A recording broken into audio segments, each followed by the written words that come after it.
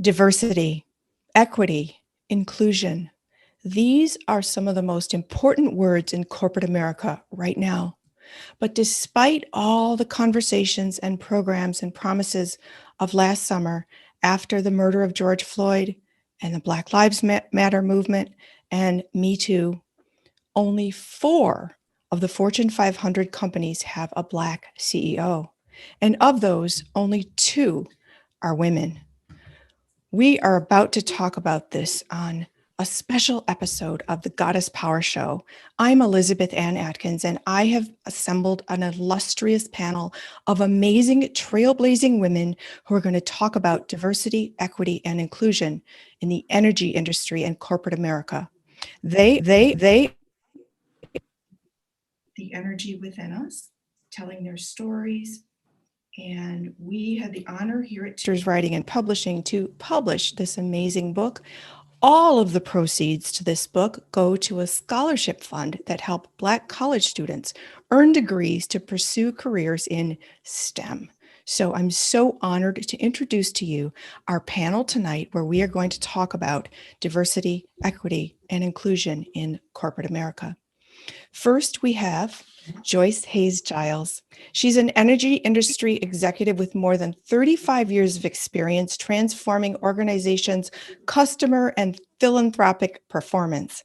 Most recently, she was assistant to the chairman and senior vice president of public affairs at DTE Energy in Detroit. This diversified energy company was involved in the development and management of energy-related businesses and services nationwide. In addition, she served as the company's chief ethics officer and ombudsman for employee-related issues. Welcome, Joyce. Thank you. Next, we have Carolyn Green, managing partner of Green Capital Management. Green Capital Management. She founded it in 2009 to invest in late venture and early growth stage companies that are involved in the energy and environmental industries. And before that, before she founded the company, she was a vice president with Sunoco. Next, we have, welcome, Carolyn. Thank you. Welcome. Next, we have Talisa Toliver. She is the general manager of renewable power at Chevron. She's also the chairperson of the American Association of Blacks in Energy.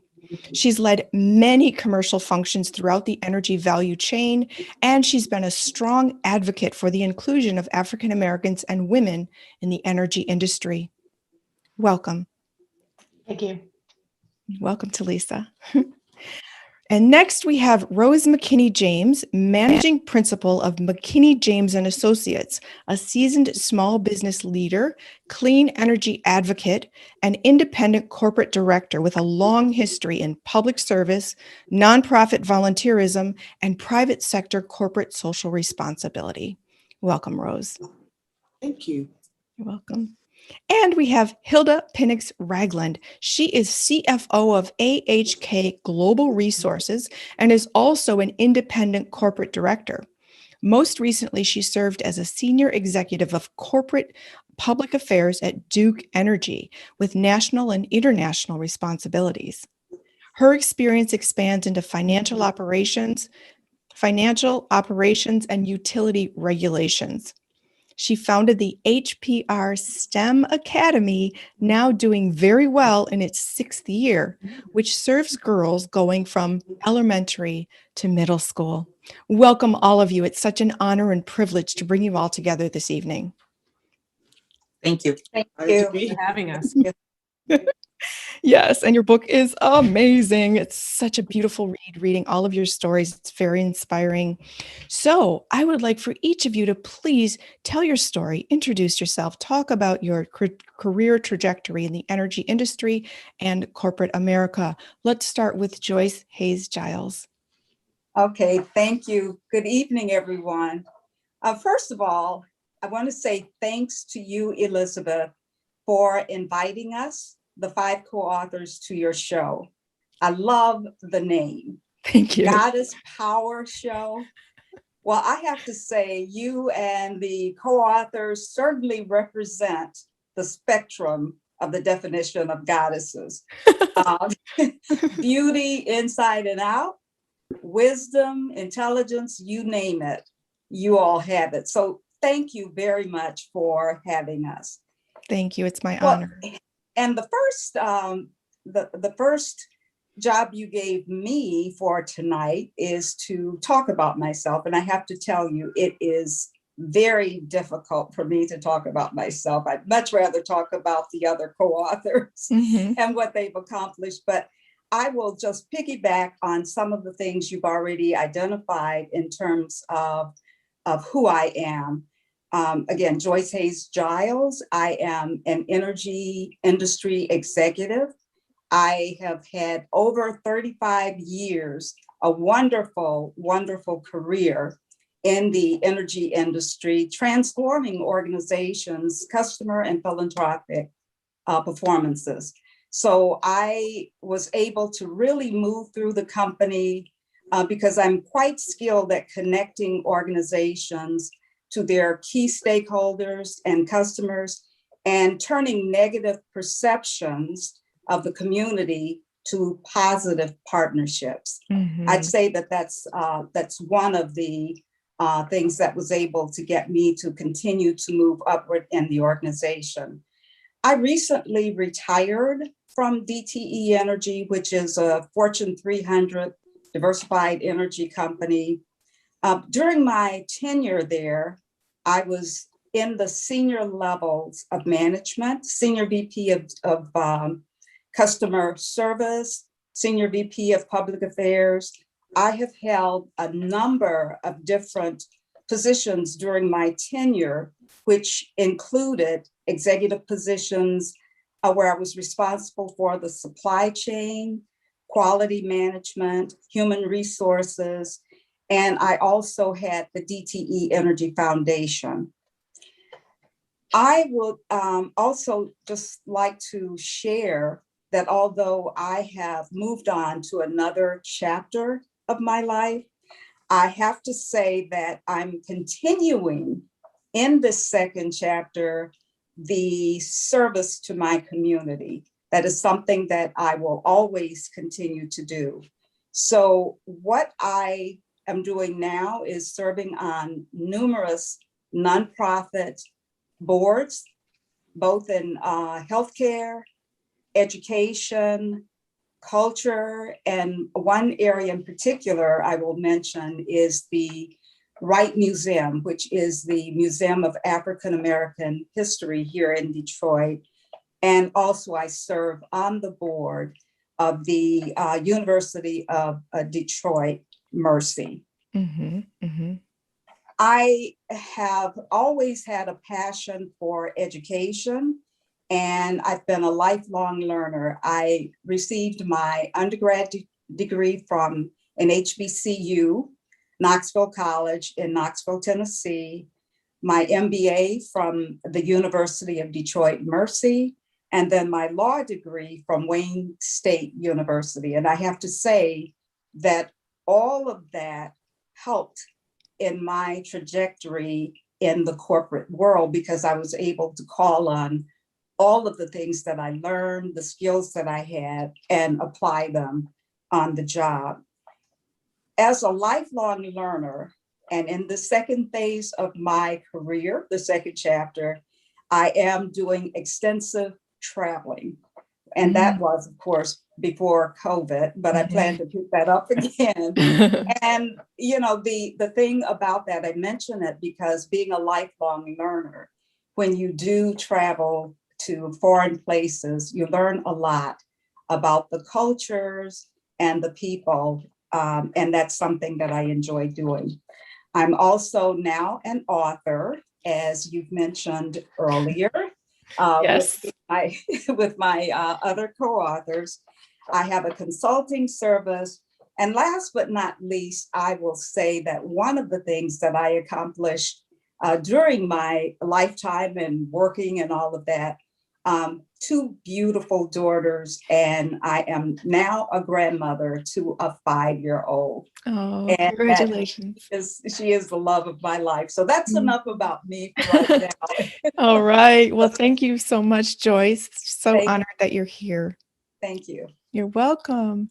Next, let's go to Carolyn Green. Carolyn? I have to echo Joyce's sentiment of thanking you for having us, but also thanking Two Sisters Publishing for being with us on the entire journey of writing and publishing this book. I can't think of a better group of people to have worked with, either as authors or as publishers. So thank you to you and Catherine Elizabeth, as well as to my sister authors.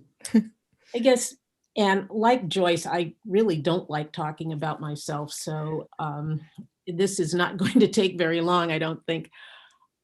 I think the big thing to say about my career is that I'm a change junkie. I really enjoy the challenge of being in an organization undergoing significant change, whether it's change in strategic direction or a change in the administration of the organization. I really thrive in that kind of an environment.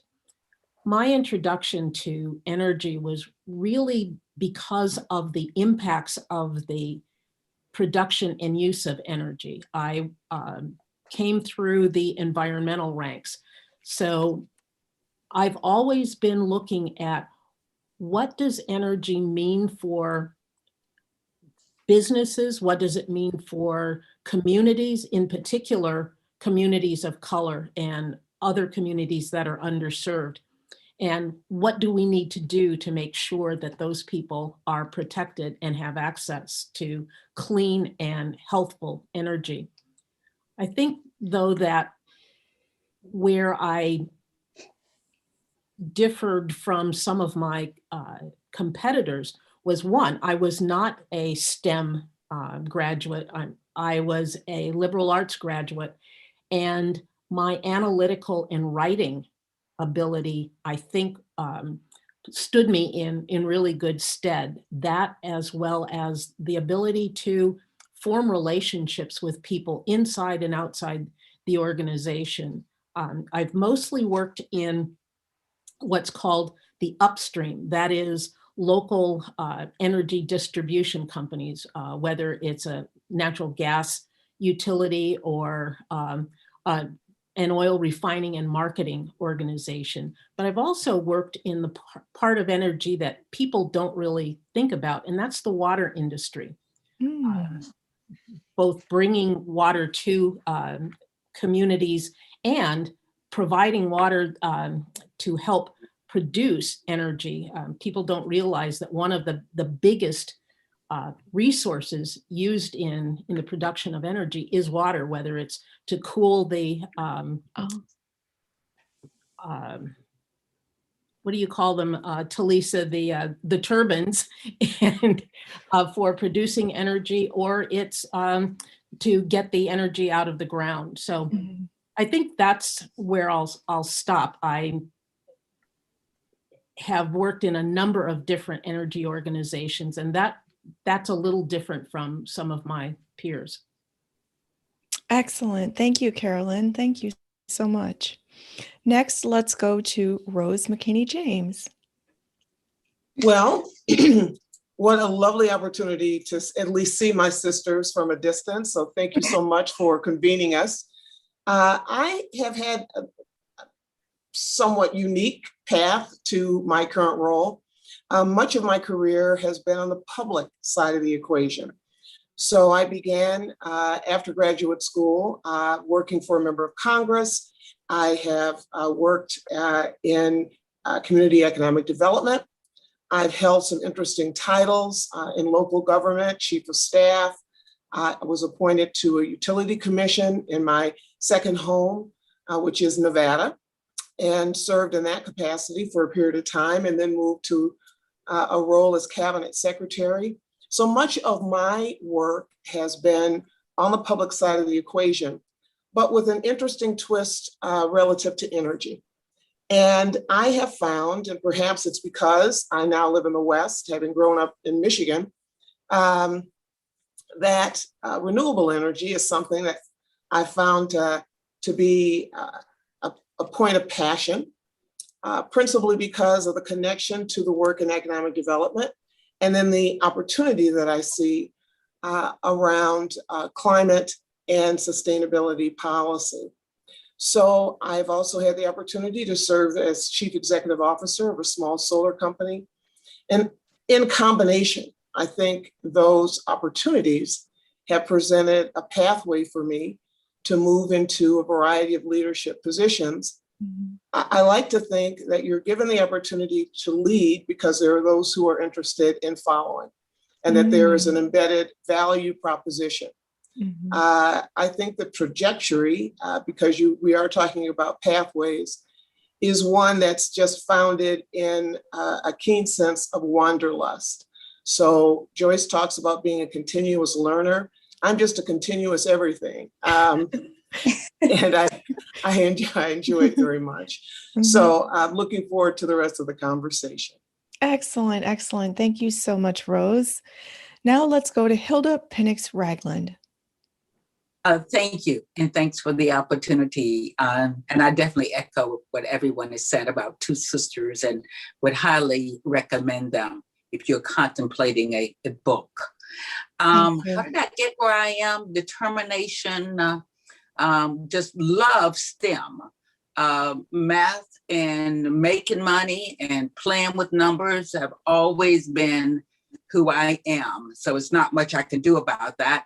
I did come from a deep cultural background with embedded with strong family values and education, faith, and all of that, which is really, I'm very thankful for that. And it's something that I use even today. So where have I been in the companies? I started in New York, and I was in finance then, auditing then, and I stayed with that for the first third part, I guess 1/3 of my career, and then went on to operations, running the operations, the construction, maintenance, and restoration of the power system, and regulatory and government. I just loved learning all aspects of a company.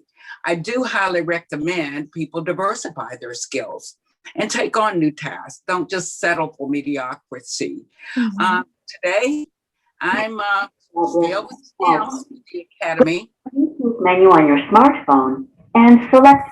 And I'm on a couple of boards. Carolyn mentioned water. I love the water board that I'm currently serving on, Southwest Water Company. Mhm. And I love the scientific research company Mhm. that I'm serving on. And so even there, I'm serving as audit and risk, and still staying with some of those core competencies. Mhm. So you can keep those and just do different things. But one of the things I'm doing now that I absolutely love is being on the board of my undergraduate institution, North Carolina A&T State University. I love education. I love helping others. I had 2 mentoring sessions today. So I think that's something we all should do. Mhm. Excellent. Thank you so much, Hilda. And now let's go to Talisa Toliver. Thanks a lot, and apologize for the audio difficulties. So thanks again for having us all here. I describe myself as a small town girl from Oklahoma who grew up around oil and gas, but never really planned to work in this industry. But I was offered an internship at an oil and gas company, and which made sense because the industry was prevalent in the state at the time. And the rest is history, as they say. I've been able to travel to many places, in Africa, Asia, Latin America, Europe, Middle East. And I understand how our daily existence is impacted by access to energy, or the lack of access to energy. So I understand its importance in advancing the quality of life for people across this planet. Mhm. During my career, I've had the good fortune of working throughout the energy value chain, including the upstream production sector, the downstream, which is refining and fuel sector, corporate strategic planning as executive staff, and spent most of my career in the midstream sector, which ties it all together through pipeline power, shipping, and trading. And as you indicated earlier, I now lead the renewable power activities in Chevron across the globe as we try to advance toward, providing cleaner energy, which is hopefully music to Rose's ears, which is very exciting, but also very complicated at the same time. I'm also the current chair of the board of AID, which is the group that an organization that this group of women here actually led me to. And they've all led that organization. So I'm proud to follow in their footsteps. Wonderful, wonderful, excellent. Thank you, everyone. Now let's talk numbers. As I said, 4 of the Fortune 500 companies have a Black CEO, 2 are Black women. Now, white women are being promoted at a higher rate, but Black women are not. So right now, the Sunda Brown Duckett is CEO of the money management firm TIAA. She took that position in May of 2021, last month, and she joins the ranks of only one Black female CEO in the Fortune 500, Rosalind Brewer, former COO of Starbucks, now first African-American CEO of Walgreens. And as I said, white women have been promoted to CEO positions. There are now 41. So, despite all the awareness over the past year especially, what are some of the barriers that are still blocking Black women from elevating into the top leadership positions in corporate America? Let's start with Carolyn. I think there are 3 things. One is a traditional lack of operations experience.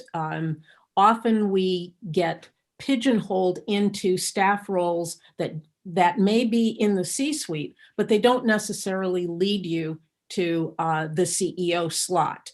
And that seems to be changing, fortunately, but that's always been a real problem that Black women have had. Secondly, is what I kind of call the representative of the race syndrome. If we are successful, that success is seen as individual. If we make a mistake, that mistake is seen as a failure of all Black women and all people of color. To me, it's an inability on the part of management to allow us to take the risks we need to take and make the mistakes we need to make to become seasoned executives.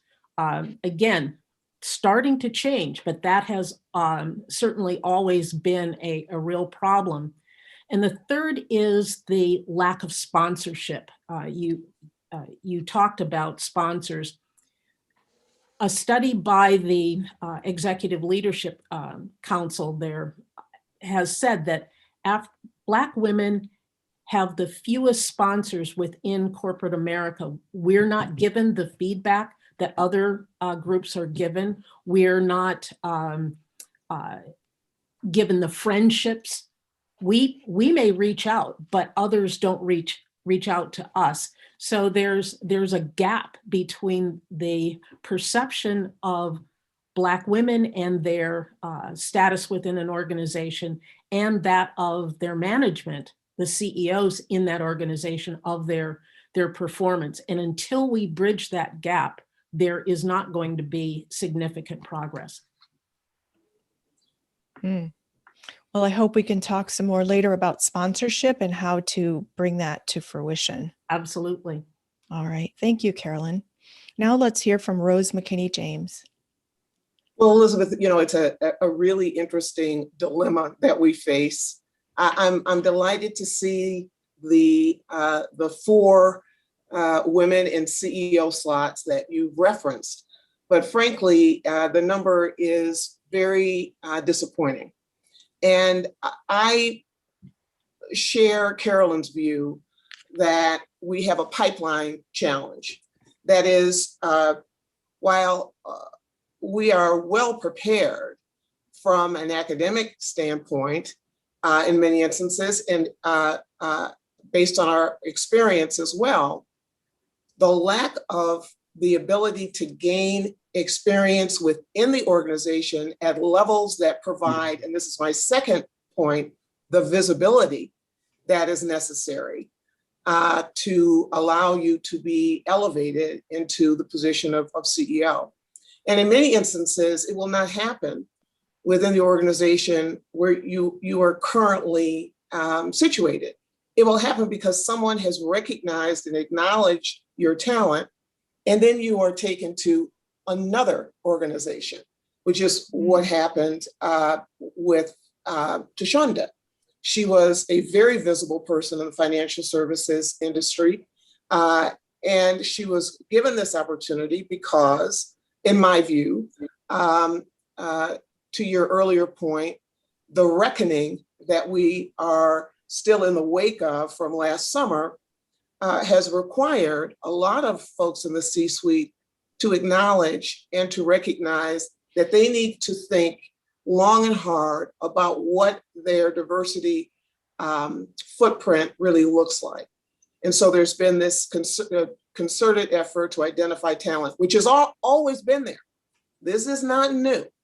But suddenly now there are going to be opportunities that are presenting themselves. So visibility, a pipeline, mentorship, which is slightly different than sponsorship, but in alignment, because no one gains the pathway forward without support. And you need to have the right support and think very strategically for those who are listening and have an interest in moving forward. It's a process that requires you to be very intentional and to surround yourself with people who are intentional. I wish I had an answer around the numbers. I don't have an answer. As I said, I think it's really disappointing, and it is not for lack of talent. Thank you. Hilda? Okay, I agree with what's been said. Another piece I'm going to bring in, and Rose really touched on it, is the financial acumen and that skill set. It's the financial, the M&A, and the P&L. And having those three, what I believe are some core skills that often, if you're in HR or you're in certain types of jobs, you won't get those opportunities. But I'm going to take it to another level. And I believe as the board table changes, the CEO is hired by the board. The CEO is fired by the board. Getting people on the board who can think differently, include a diverse pool of candidates, making sure that you look at succession planning and is it inclusive and is it diverse, not just white women, but not just Black men, but making sure it is all inclusive. Women, Black women in particular, have really been on the lowest and continue to be, even for the East Side, the equity component. So changing the board is going to be key, or getting boards educated and getting them ignited on reality. Let's talk more about that today. Thank you. Wow. And then let's go to Joyce, please. Okay, I agree with what has been said so far. There's one other perspective that I want to put in for thought, and that is that the corporations can set aspirational goals, and they can say that they want to get this diversity and bring in more women, particularly women of color or Black women. But if they don't address the policies and practices that they have in the organizations, it's going to communicate a mismatch between the policies and the women leaders and how they're seen. So I Mm. think number one, that's one of the areas that they need to really take a look at. The other one is I feel they really need to be intentional about bringing in women, Black women specifically in this case, as we're talking about, because Hilda mentioned board members, and I think that is key. One of the things we know, though, is that the board members tend to be male, and they tend, generally, when they come in, they bring in people who are like them. And so, again, that's where there has to be some intentional actions taken so that they don't replicate themselves over and over, because Black women and women in general are different. And if we're serious about diversity, equity, and inclusion, then that will be something that will change. We won't have to have people coming in who look exactly like the people who are already there. Can we just talk for a minute about efforts to diversify boards? Sure. What's happening with that? Well, there are a variety of efforts that are being undertaken, being pushed. I mean, to the extent that you've identified the issue around numbers for Black female CEOs, the same challenge exists for Black directors, particularly for publicly traded companies. Right.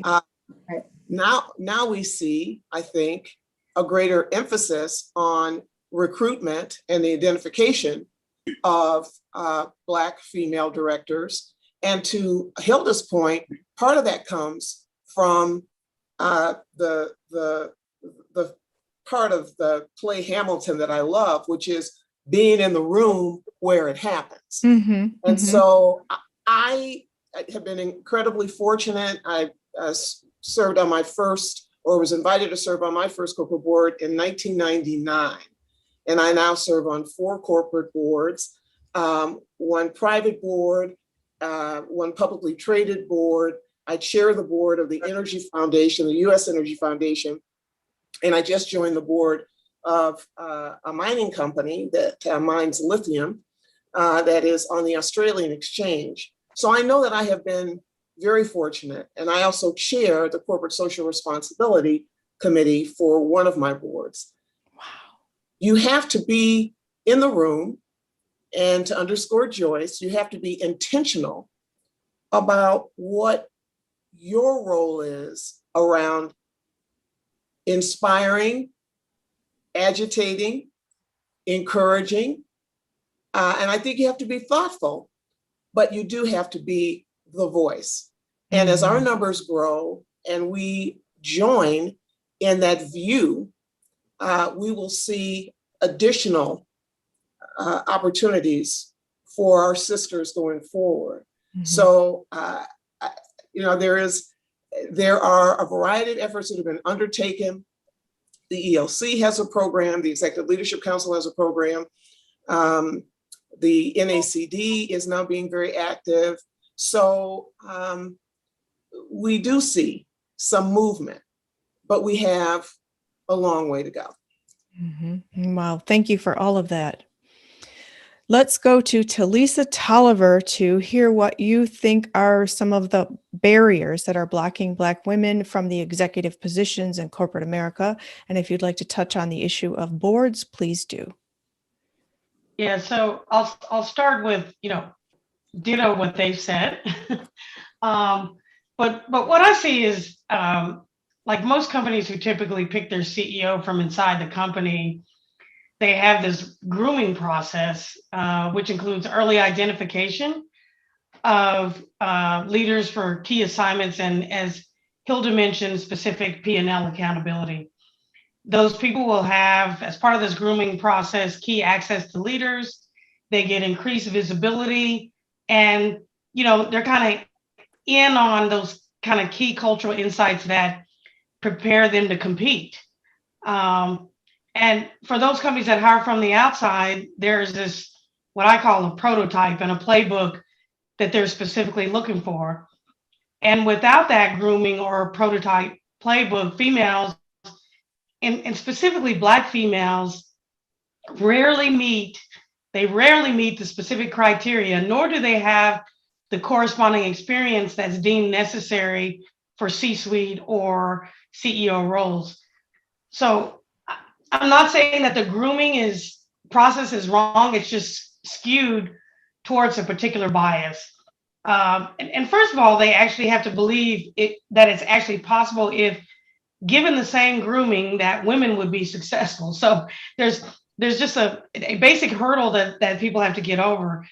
But in order to remove that bias, I think companies have to expand their ideas about who is capable and what experience is really essential to be able to compete. And I also think we have very outdated ideas about what are the critical leadership attributes that I'm hoping are changing now and will continue to change over time. So. Excellent. Thank you, Talisa. Wow. The wealth of knowledge and experience and accomplishment here is just astounding. I'm so grateful that you're all here together to talk about this. Let's talk about your success formulas. Can you share how you ascended to leadership positions in the traditionally white male echelons of leadership in the energy industry? Let's start with Rose. You know, that really is a challenging question, and it requires a little bit of reflection. I believe that success is preparation meeting opportunity. Mm-hmm. And so preparation, I think, becomes incredibly important. Though I also think that there's a certain amount, and this is a part of my chapter of the book, there's a certain amount of serendipity that's embedded in every experience. And so I think you have to be open to opportunities, and perhaps opportunities that were not even on your radar screen. If I were to look back over the past 20 years, I would never have projected that this is where I would be in my career and my development. So I do think that focusing on your preparation and making sure that you meet a standard of professionalism is an important part of any formula. One other thought that I've had is acknowledge that you don't know what you don't know, and be willing to think about what you need to do to further improve your viability as a professional, whether or not that means looking at different relationships and exploring opportunities that are sort of outside of your comfort zone. They tend to reap benefits that you don't always anticipate. And so the notion of being prepared and being open, thoughtful and strategic always. Even though strategic in this part of the conversation seems a little cold and calculated, I'm just saying be thoughtful about pursuing opportunities as they present themselves. So that would be my thinking on the formula. Thank you. Thank you. And now let's go to Hilda. Yeah, I agree with that too. I actually think I have this belief that good is never enough. And especially when excellence is possible, and I hold myself to standards. And I believe that a team gets much better results than one standing alone. And with that, I went on a journey of doing my core preparation. So, you know, the skills, the undergraduate, but it didn't just stop there. I kept going to school and more and more and more. And even today, if there's some opportunity I can seek, I'll try that as well. But the other piece is is understanding that you may be going to one role, but that is not permanent. And it's what you can extract out of that to get to another role. I often watch, especially I called it the face chart years ago. And I watched how many stayed on there a long time. I watched how many stayed on there a short time. And I always thought about how did they do it? I also went a little further and asked, how did they do it? Didn't mind probing and asking questions. Why don't you have females on there? And lots of people ask me, why would you ask something like that? Well, why not? That's why in today, if you don't ask, you don't get. And what are the drawbacks? They could just say, no, we don't have any. At least it would put it on their mind. The other is, when given an opportunity, like presenting to a board, take it. And when you present, do an exceptional job, like none other. Know it inside out, questions and the like. The one thing that you don't hear, we talked about the different roles, you don't hear about the soft skills, those unspoken things. And I'll say in the day when many of us were going through, even today, what you look like in terms of, are you presenting well? Are you coming in late? Are you doing these things that they don't necessarily tell you about? So your success formula has a lot of components to it. And it depends upon the time and the place. Wow, excellent. Thank you. All right. Talisa, please talk about your success formula. Okay. So I would include hard work, emotional intelligence, and risk taking.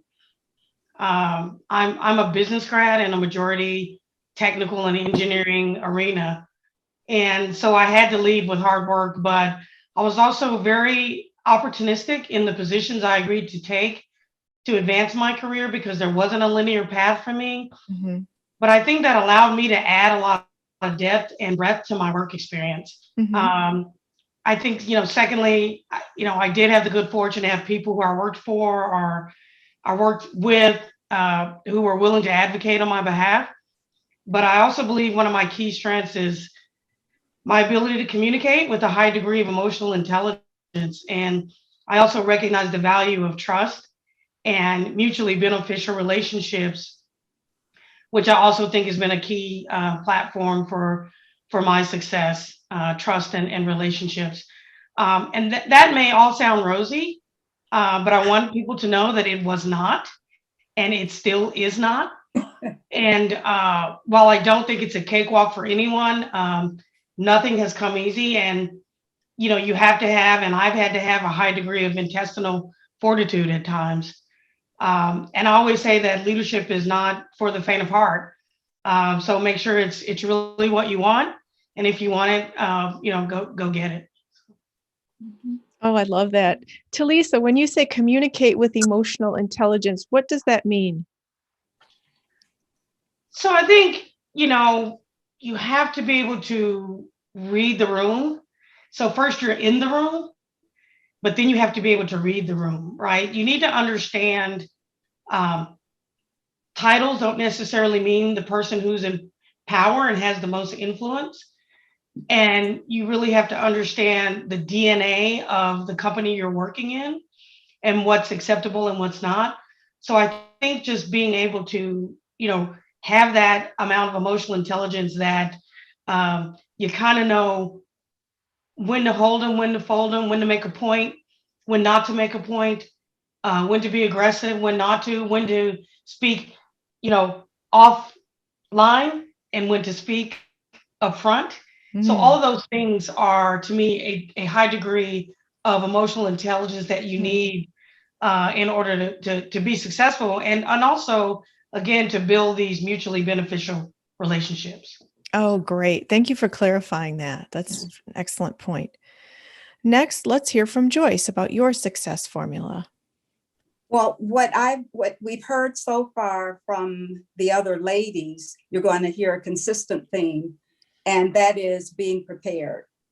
I think Rose mentioned, where preparation meets opportunity. And I think that is so very true. And I used to always feel that I had to over prepare, always be so prepared, anticipate, anything that could be asked or anything that could happen, just be super prepared. That old adage about, women and minorities having to be twice as good. I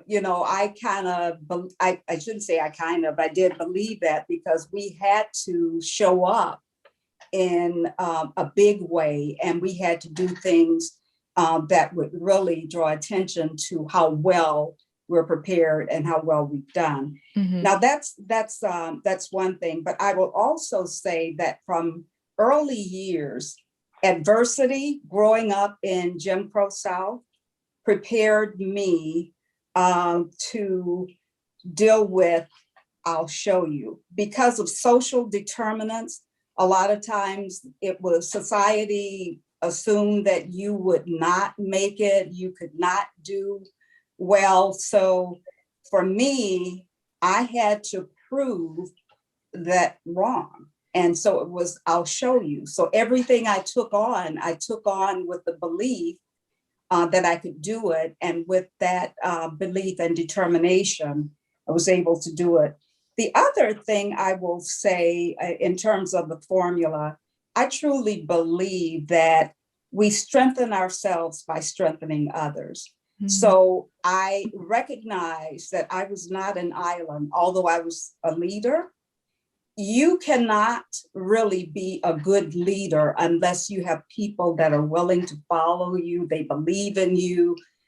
Because I know for some of the best leaders I had, one of the things I did not want to do was disappoint. And I had a number of employees who always told me that they wanted to do their very best because I believed in them Mhm. and because they didn't want to let me down. Mhm. So we strengthen ourselves by strengthening others. And I guess lastly, when we talk about how we treat others, we talk about soft skills and all of that. With my years of service in customer service, I would always put myself in the customer's shoes. As a leader, I would try to put myself in others' shoes to try to see the world that others live in. Mhm. And I think that has helped me tremendously, as a leader, because I was able to view things from other perspectives. So those are some of the things that I would say were leading up to my success as a leader.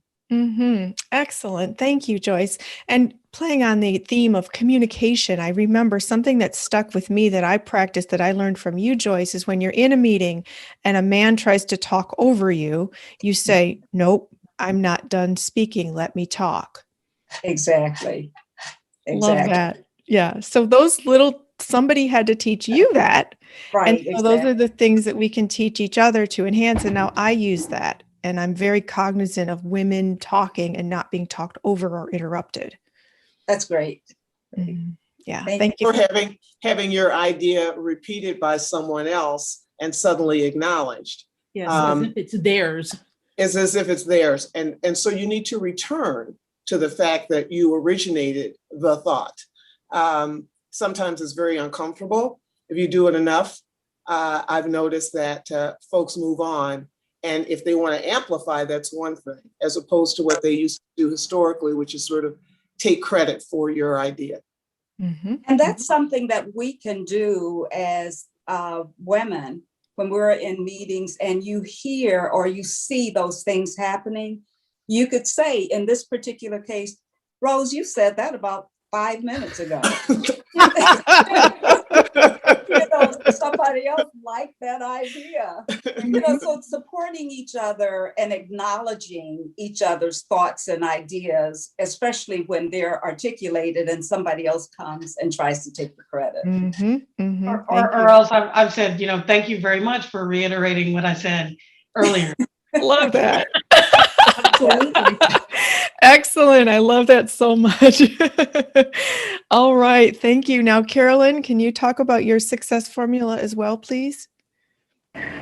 Sure. I will start out the way everyone else did, with performance and making sure that you know your job and that you know who the decision makers are.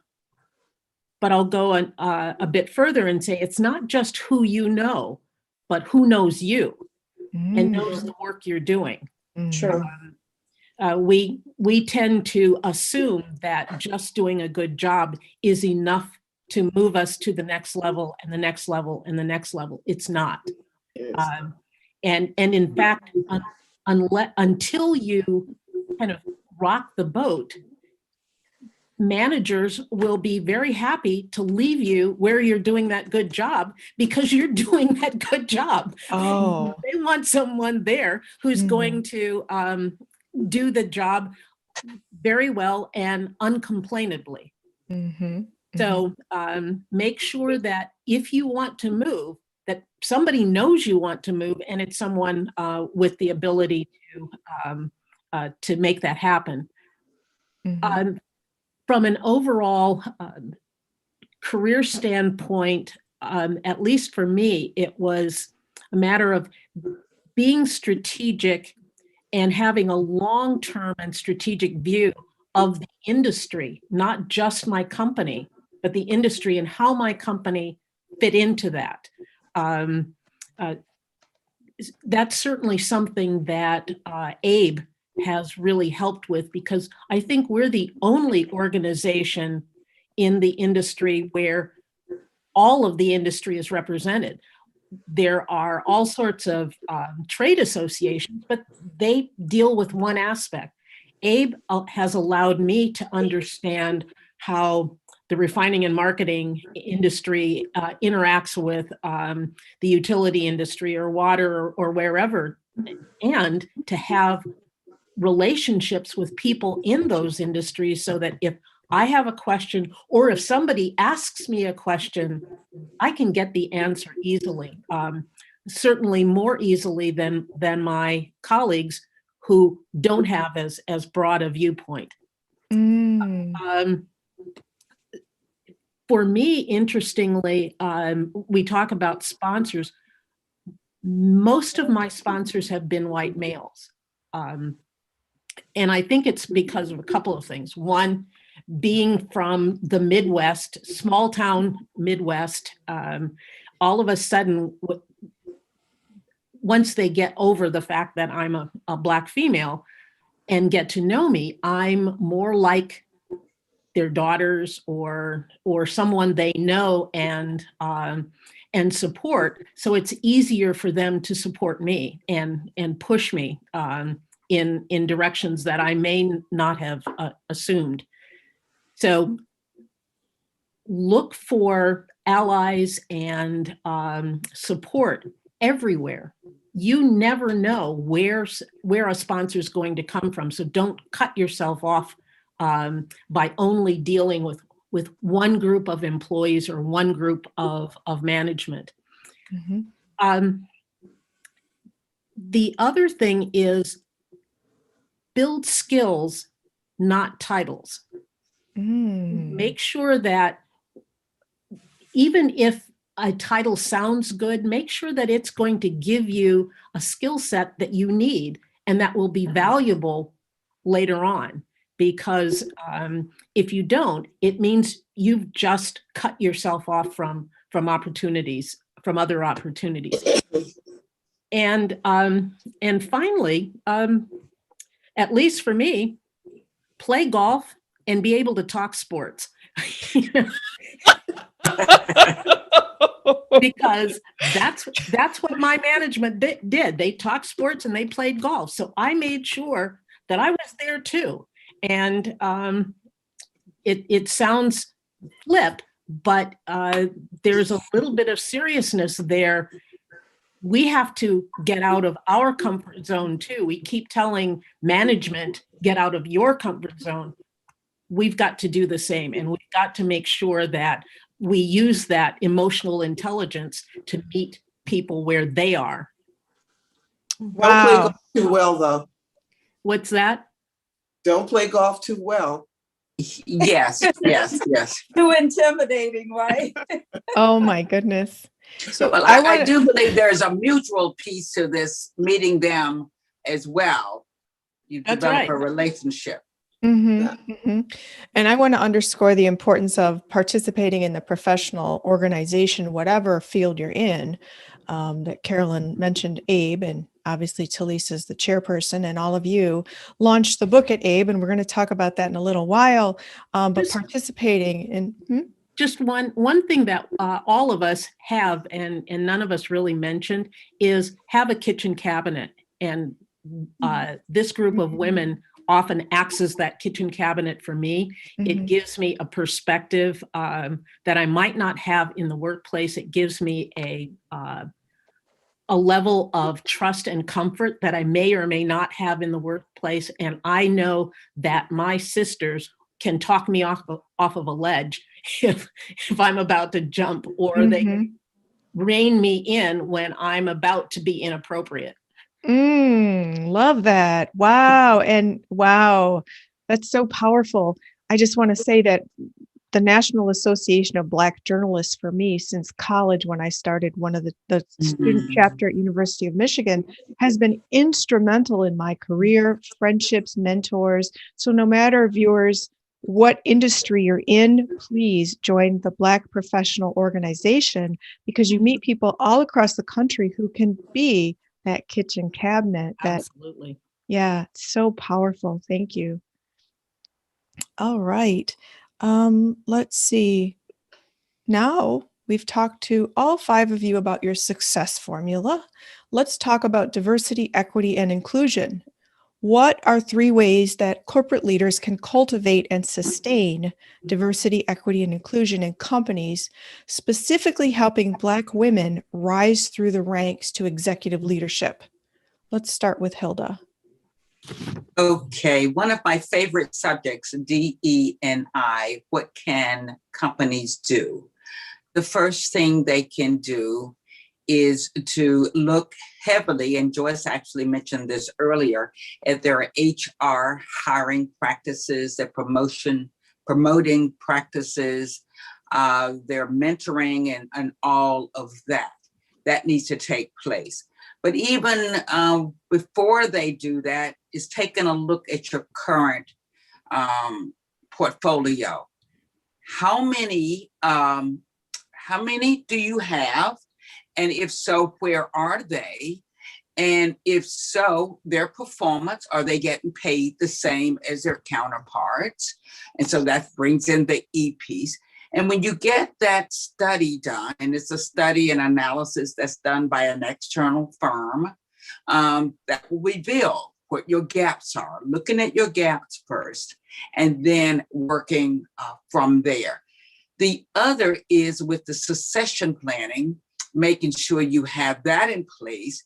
And on every board, on every succession slate, making sure that you have diversity. And if not, why not? If you don't have them inside, what about external? That's to make sure we have diversity that's throughout the organization. And even going back to the hiring practices, are the interviewees and are the interviewers diverse? And making sure if we're serious about it, to really put our actions where our some mouths are, not all mouths are. So those are the 3 things I think that companies can readily do, and having a culture where all employees can thrive and prosper and grow, regardless. Thank you, Hilda. Let's now go to Talisa. So first, thank you for limiting me to 3. I'll start with that. So one is, I think companies have to really take ownership to recognize that bias impacts inclusion. And what I mean by that is, until there is sort of a real equitable playing field, deliberate intent and communication of that intent to change outcomes is absolutely necessary. So that means that companies have to make bold choices with conviction. They have to manage the conflict that will inevitably occur, and they have to support that choice the way you would any other leader. Kind of addressing some of the things that Hilda said. Number 2, check your formal leadership development process and your informal grooming practices to understand the makeup of your succession plans, and don't treat D&I as a zero-sum game, as though someone has to lose for someone else to succeed. And if you remove the unequal footing, women can compete on their own merits, and in some cases are more qualified leaders than the traditional candidate. And then third, I think companies need to recognize that they are competing to employ and retain diverse talent. And they need to be careful not to over-prescribe this critical experience that one must have for leadership positions. And, what I've noticed is many position descriptions they're designed in a way that guarantees the outcome, because they're written based on the experience of the last guy that just did the job. And so companies should challenge and align on transferable skills and experience that are valuable to any leadership role, and early on should be preparing diverse candidates for those roles. And, we seem to lean forward a lot on men who have what I call an adjacent experience and subjective experience, but women have to check all the boxes plus add more boxes to get considered. And I think we should stop that. Wow, great point. Great. Points. Thank you, Talisa. Now let's go to Joyce. Well, I agree with what Hilda and Talisa have said. And the 3 that I have really focus on the business priority, that the company needs to make DE&I a business priority and strengthen diversity, equity, and inclusion by increasing the representation of minorities throughout the organization, and have as an outcome, everyone feels that they can be their best self or bring their best self to the work environment. And so when that's a corporate priority that's communicated, everybody understands that the company is serious about it. Then they need to develop and execute a talent acquisition strategy. And what I mean by that is that they should be able to go after the talent that will also bring growth to the organization. So you don't go out and bring in people to say, I have a Black woman, or I have a Black male, or whatever. You go out there and you bring the talent consistent with the growth efforts of your organization. So you be very strategic about it and just make it, again, a priority. And then the third thing I would just say in terms of culture change, I believe that a lot of these organizations need to build an inclusive workforce. And one of the ways they can do that is by having some training. We've talked about, or we've heard about unconscious bias. We haven't talked about it tonight, but that's a big one. A lot of times people will say, well, we aren't bringing people in. I'm not a racist, but they are not, you don't have to be a racist to have your biases, and they need to be aware of what they are. So to me, that is key in changing the culture, and every organization that's serious about DE&I need to do that. Excellent points, Joyce. Thank you. Now let's go to Carolyn. First off, I absolutely agree with Joyce. DE&I has to be seen as a business imperative, not a social engineering or the program flavor of the month. So as a business imperative, first you got to measure. What gets measured gets addressed. Secondly, follow the money. Where is the company spending its money to get its talent? If they are not spending it to look to compete in the marketplace of diverse talent, they're not serious. So so many companies say they want excellence, but their hiring and pay targets are mid-range. Well, how do you get excellence by paying for mediocrity? Woo!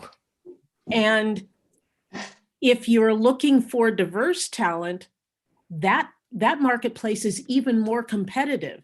So don't assume you're going to get excellent talent by paying them mediocre salaries. It just doesn't work that way. Secondly, hold management accountable.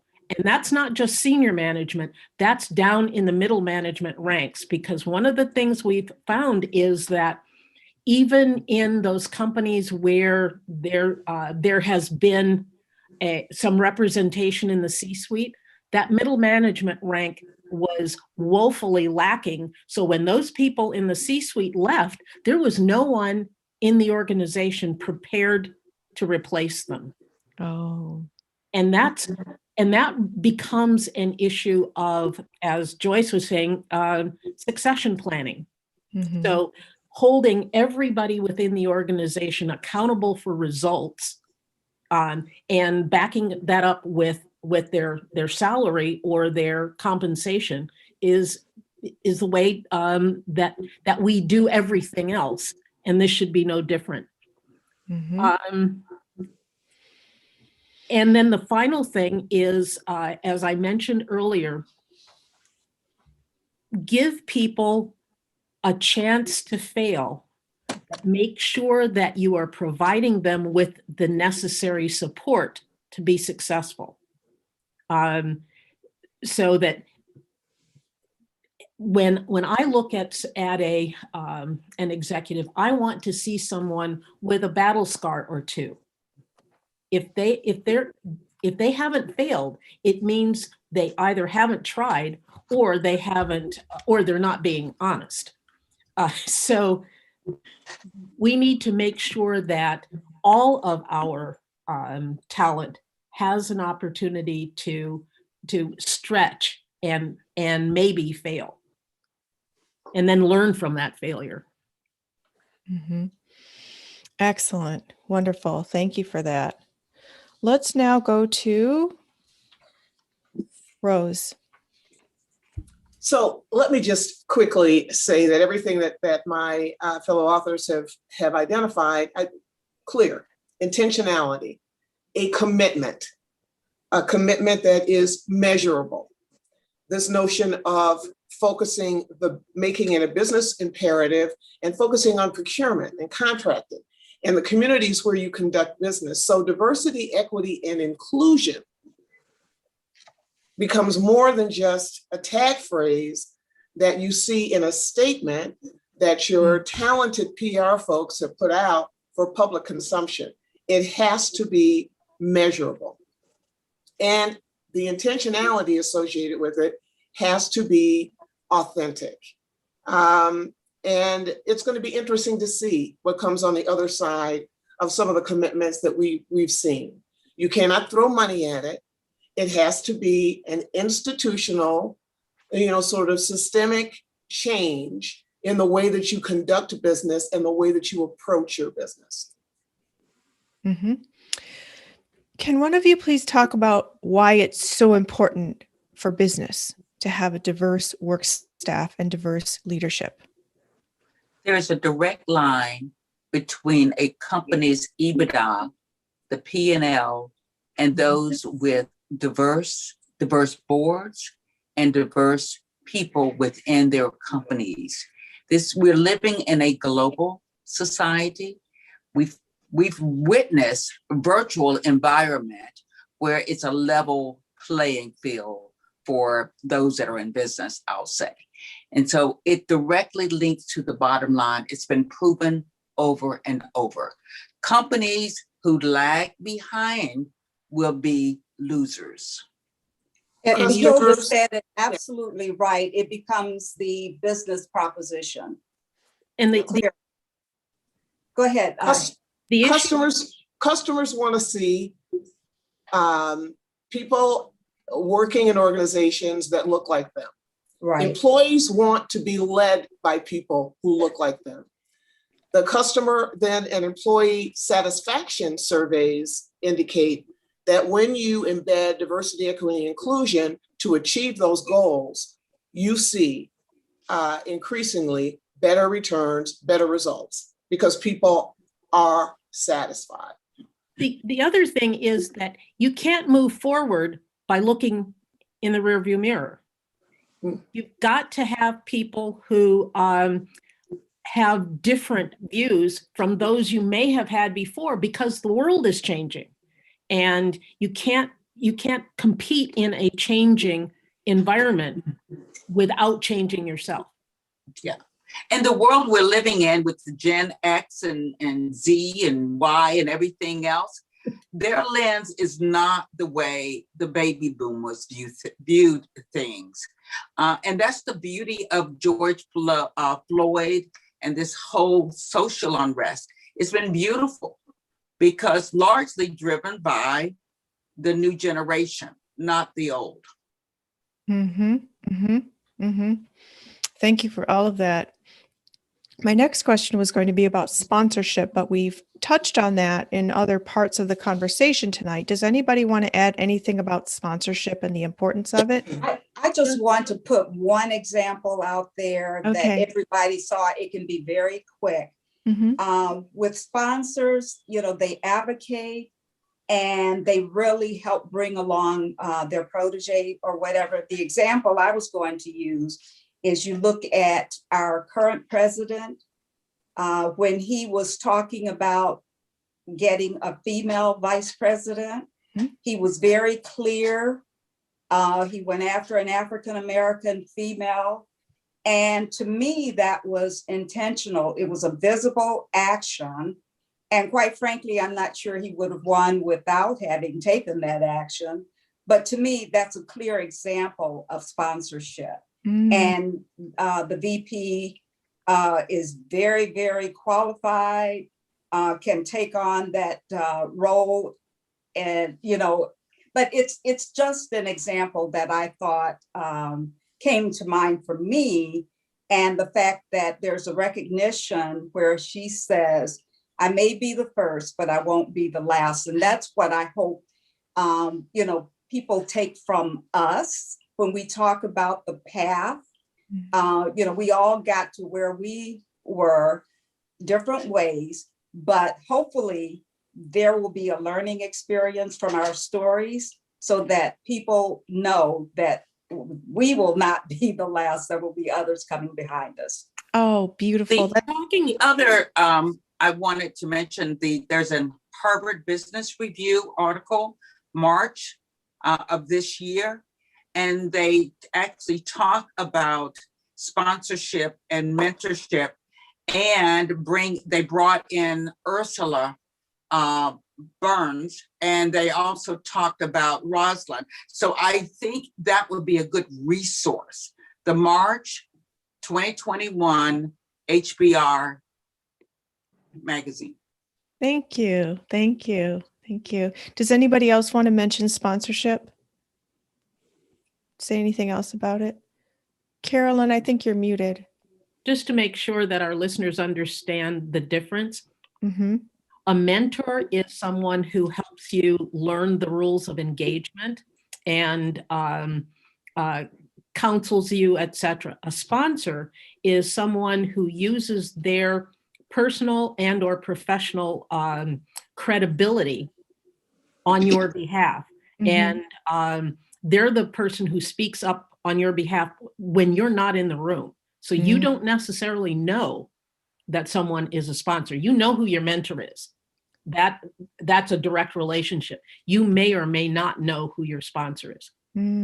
Powerful. Thank you for clarifying that. And it seems to be an instrumental dynamic in success in corporate America. Not just corporate America. Almost anywhere to get ahead, you have to have allies and sponsors and mentors. It doesn't matter whether it's corporate, nonprofit, academia. It's all the same. In other words, it's an intentional act. They advocate for your success. That's right. And do you solicit a sponsor, or do they just say, I want to help this person? Sometimes you don't even know who the sponsor is. That's right. Oh, okay. Yeah. But, it's good to know, because that person is out there. They're working on your behalf, and a lot of times you do know, but sometimes there could be people working on your behalf, and you have no idea that they have said all these wonderful things about you and are setting you up for an opportunity. Thank you for that clarification. Excellent, excellent. And earlier, Joyce, you provided the perfect segue into the book, because you talked about people following in your footsteps, how you're illuminating a path. Does everybody have their book? Woohoo! Yes! So it's no coincidence. Yes. Okay, let's all hold them up at the same time. That there's fire on here. You're lighting the way, illuminating the path.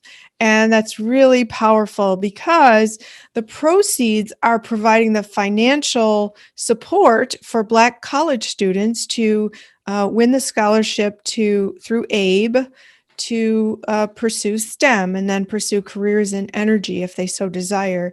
So can you talk about why you wrote the book? This is a legacy, and why you decided to donate the proceeds to help young people follow in your footsteps.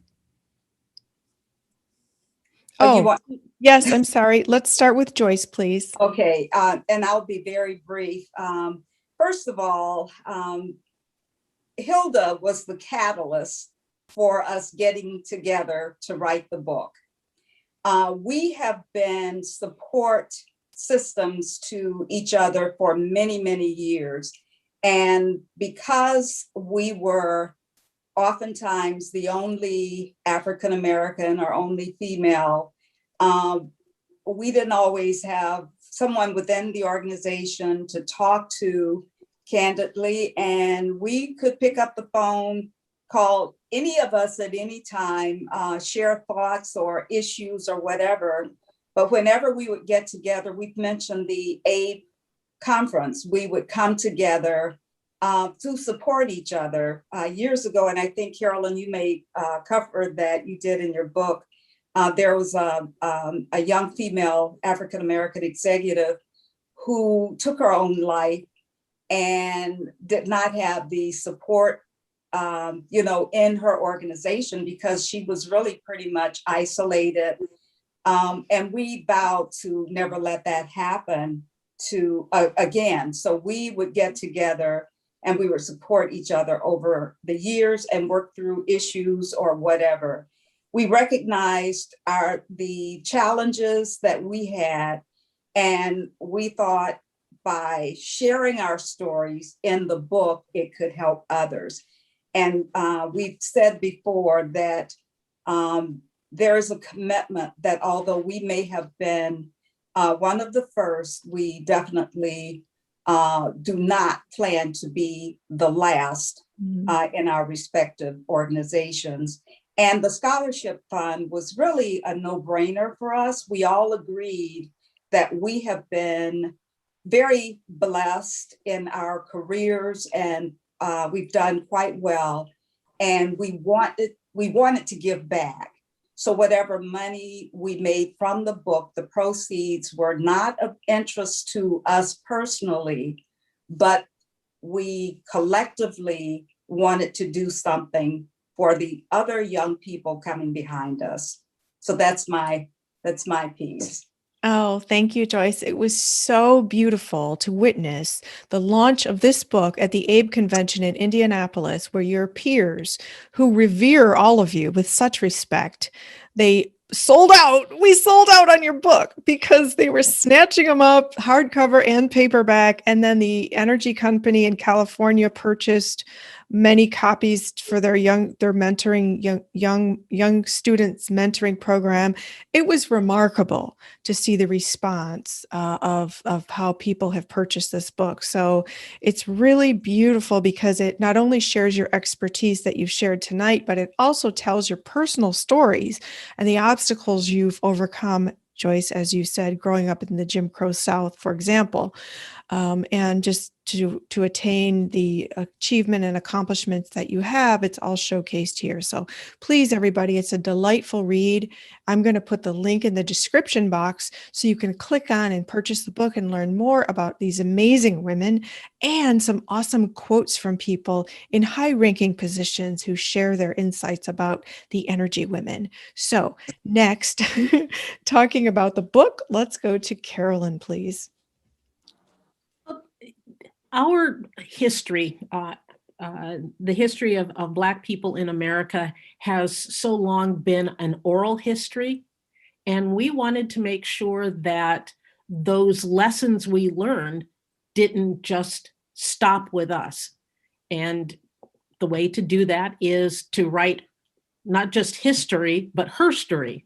And we wanted to make sure that people not only understand the good things about our journeys, but understand what some of our pitfalls were, where we fell short, and what were the lessons we learned, so that they didn't start blind, as it were, in the organization. Every organization has rules of engagement.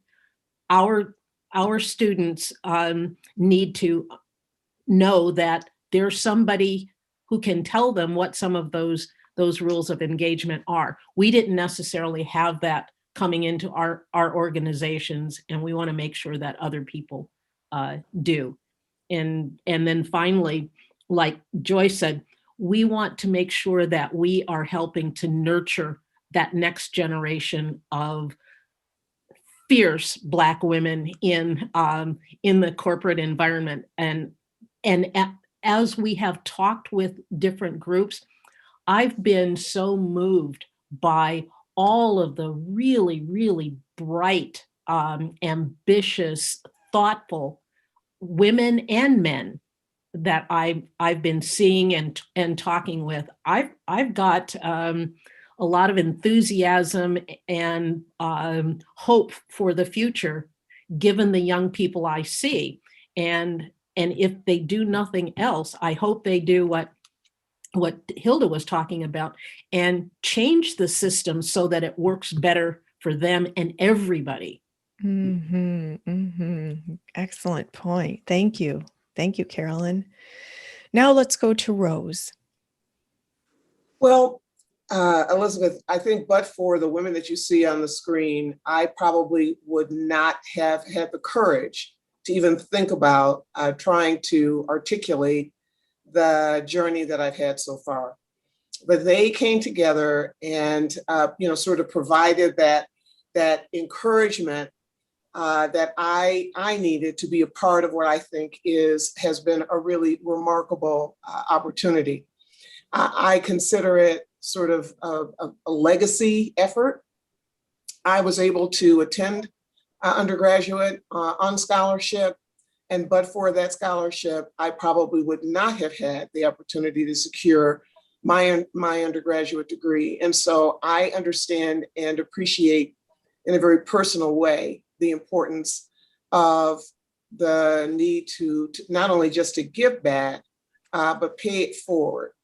And I think that's a part of what's embedded in this effort. There's an underlying sisterhood, because when you read the book, you find that we have very diverse backgrounds and experiences, but we also have a commonality that is remarkable. Having come from different places, as I read the book and learned about my friends, I realized just how diverse our experiences have been. I think you cannot underscore enough the importance of making sure that we invest in the future. And you invest in the future by helping those who come after us meet that goal of preparation. And that's why, as Joyce said, it was a no-brainer. We knew that, and I think you should know the love that we have for AID. AID was an organization that I had not had exposure to. And again, these women found it in their hearts to accept a completely new person, because I'd just not been engaged at all. And it is a family. When you join AID, they say this is a family. I was a little skeptical, but I found that in every instance, that is precisely what you join. So with the same fondness that you have for the National Black Journalists Association, I have that fondness for AID and will always have it because it's now part of my DNA. And so whatever we can do to support AID going forward, I think we're committed to doing that. Beautiful, beautiful. Wow. Thank you, Rose. Next, let's go to Hilda. Well, I would say where you start doesn't determine where you end up. And you can see that just embedded throughout all of our stories. We may have started from one angle, but we all ended up together in a senior role in our companies.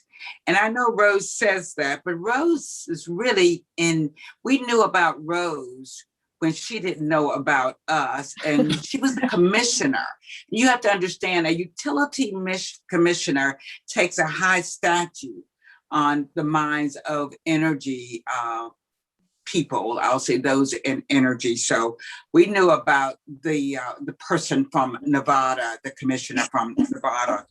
The other pieces I'll add is, and actually, as I was retiring, I thought, wow, I do not want others to go through what we had to endure.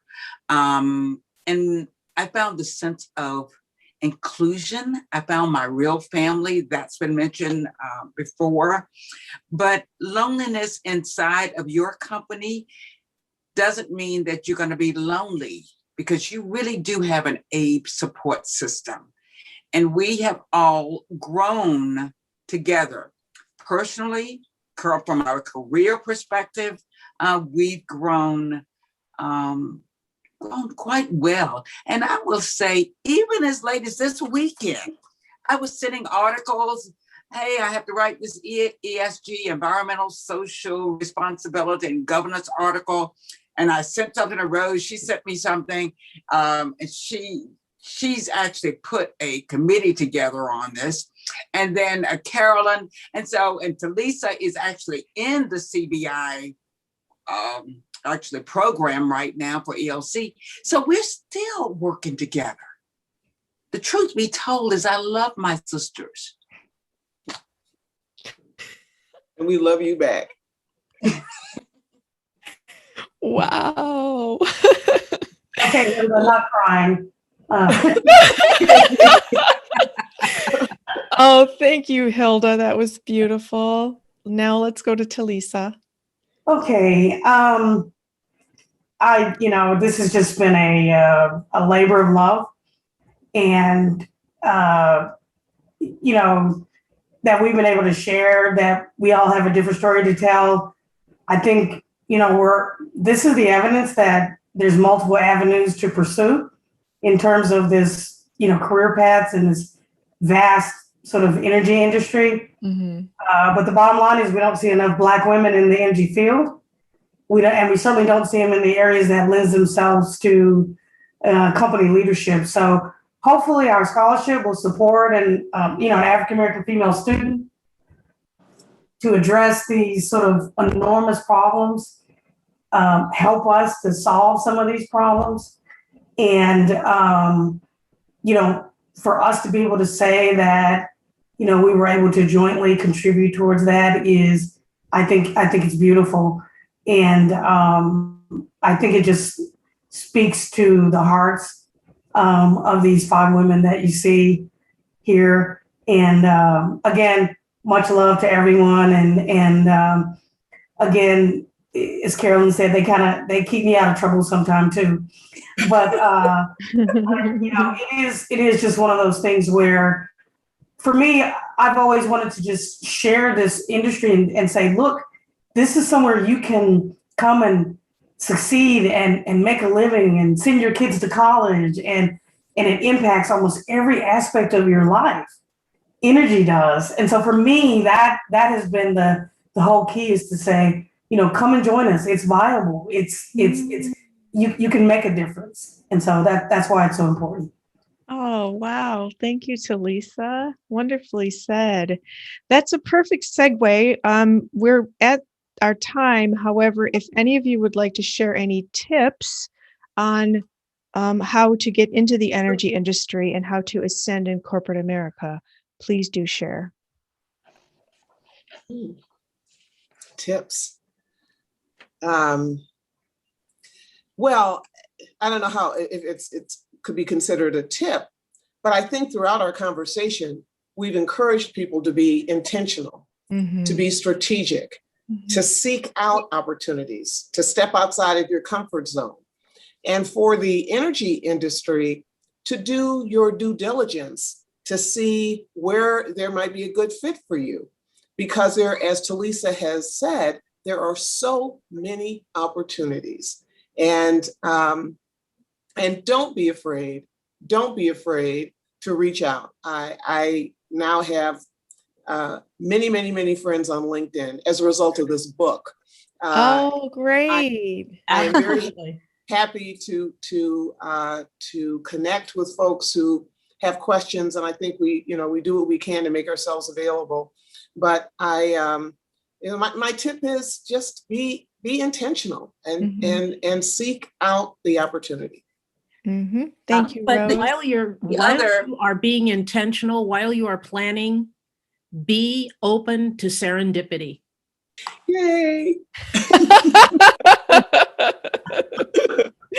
Love that. Great point. Anybody else, any tips or guidance you'd like to offer? Well, don't just focus on their skills, but focus on those relationships. Relationships are everything. That's why we're here. And Talisa, say it again. Relationships matter. And emotional intelligence. Yes, I love that. That's powerful. I guess I just have one thing I've always saying, kind of living your values, because I think if you don't live your values, it's hard to walk into a room with confidence. Right? That you're doing what you want to do, you're confident in what you're doing. So know what you want to do, live those values, don't do what you don't want to do, and don't pretend that you want to do something just because that's the expectation of others. So I would just say, live your values and be true to those values. And then you're quite comfortable with whatever you're doing in whatever space in this industry that you want to be in. Oh, wonderful, wonderful. Any other tips and guidance?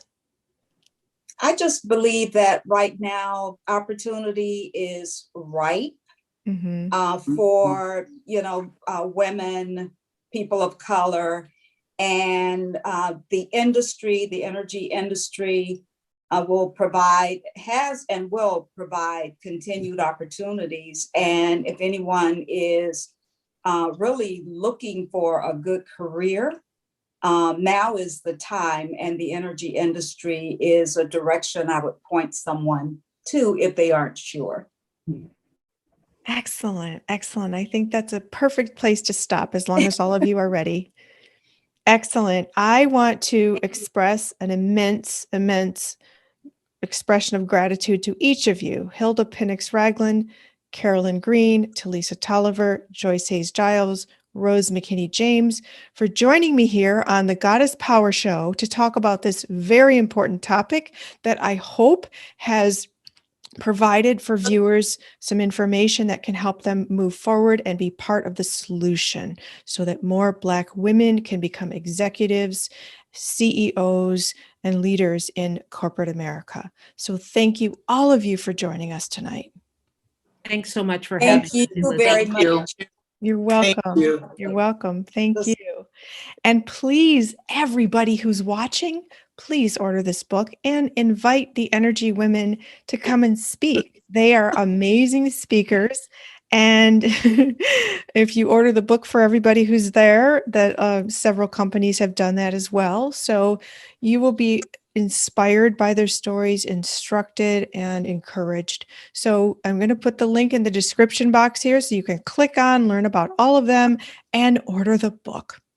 So thank you for joining me, Elizabeth Ann Atkins, here on the Goddess Power Show, where I interview trailblazing women like these amazing, accomplished women here tonight to help you live bigger, better, and bolder. So thank you again.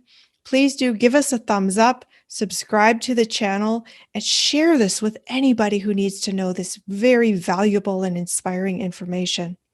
Meanwhile, remember, boss up, goddess. You have the power. I'll see you next time.